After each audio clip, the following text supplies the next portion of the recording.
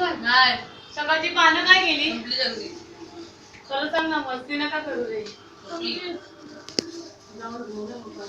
आता रात्रीची कुठे तोडणार ते बरं आधी बनव कंठी अशा चिपकवायचं काय गेलं मला नाही तिने शेंगा शिजायला घातल्या ठीक आहे मोदक पीठ मळलेलं आहे ना डाळ भात आणि दही